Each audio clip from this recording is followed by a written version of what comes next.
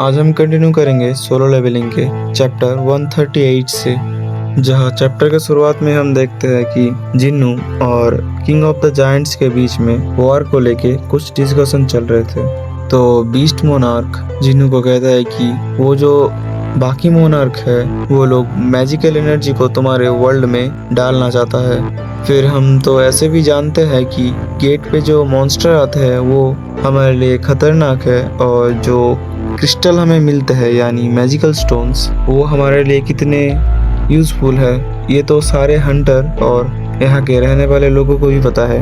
अब ये जो मैजिकल स्टोन्स है और एसेंस स्टोन्स ये हमारे एनर्जी के लिए बहुत ही इम्पोर्टेंट सोर्स है। फिर ये भी बताता है कि अगर ये वर्ल्ड पूरा मैजिकल एनर्जी से भर जाएगा तब इस वर्ल्ड में एक बहुत बड़ा वॉर होगा। वो वॉर होगा शैडो मोनार्क और बाकी मोनार्क के साथ उन सोल्जर्स का जो रूलर्स के साइड पर है, और कुछ ही समय में ये पूरा वर्ल्ड नरक में कन्वर्ट हो जाएगा।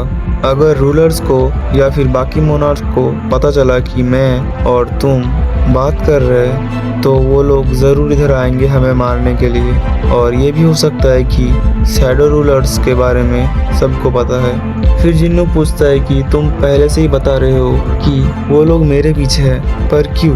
फिर सामने से आंसर आता है कि तुम्हें सच में नहीं पता, जो पावर तुम्हारे पास है वो तुम्हारा नहीं है।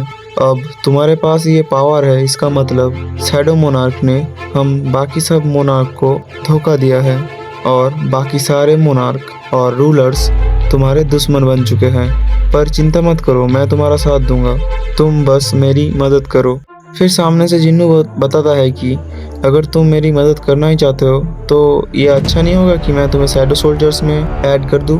फिर वो जायंट मोनार्क कुछ देर के लिए शॉक हो जाता है। फिर जिन्नू को कहता है कि मोनार्क और रूलर्स सबके पास एक स्पिरिचुअल बॉडीज होता है, और जब वो बॉडी ख़त्म हो जाता है तो सोल भी निकल जाता है, इसीलिए तुम उसका शैडो नहीं निकाल पाओगे। तो इसीलिए मैं तुम्हारा शैडो सोल्जर्स नहीं बन सकता।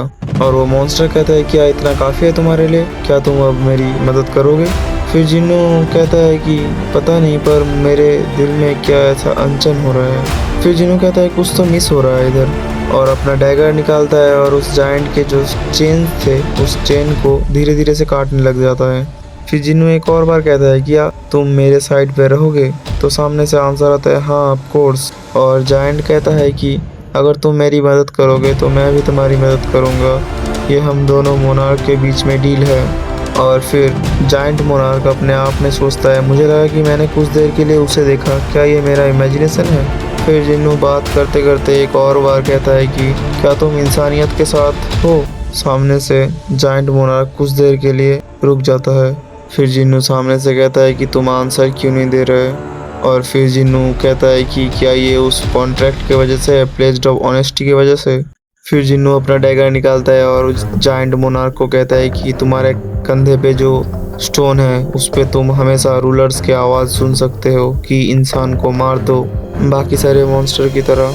तो ये सुनने के बाद बीस्ट मोनार्क जिन्नू पर हमला कर लेके जाता है। फिर जिन्नू कहता है कि डील के बारे में भूल जाओ, तुम्हें ज़िंदा रखना कुछ खतरे से कम नहीं है, और अपना डैगर लेके उसके सीने में घुसा देता है। और जिन्नू कहता है कि अगर तुम क्लैमिटी बन जाओ तो। फिर सामने से आंसर आता है कि मैं क्लैमिटी नहीं, तुम क्लैमिटी बन जाओ।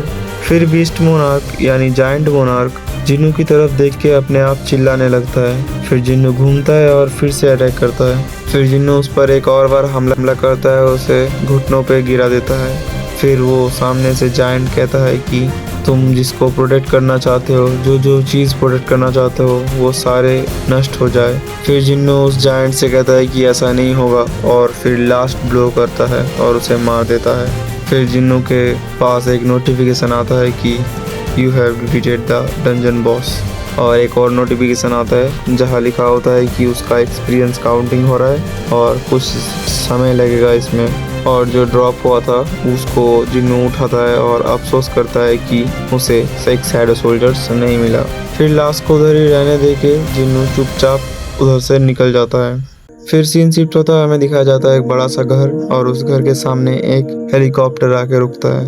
जहाँ कोई अपने घर के दरवाजे पर खड़े होकर कहता है कि मुझे तो नहीं पता था कि आज मुझे विजिटर आने वाले हैं। तो वो गेस्ट थे डेप्यूटी साहब एंड नेलमार मैम।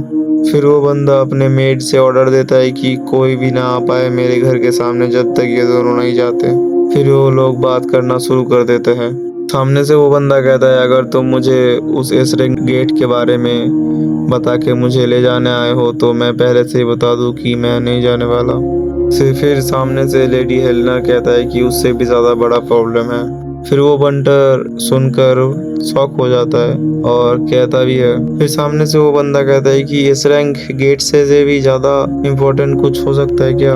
फिर उसे उसका फ्यूचर बताया जाता है कि उसे मार दिया जा सकता है और इधर पर ही ये चैप्टर ख़त्म होता है।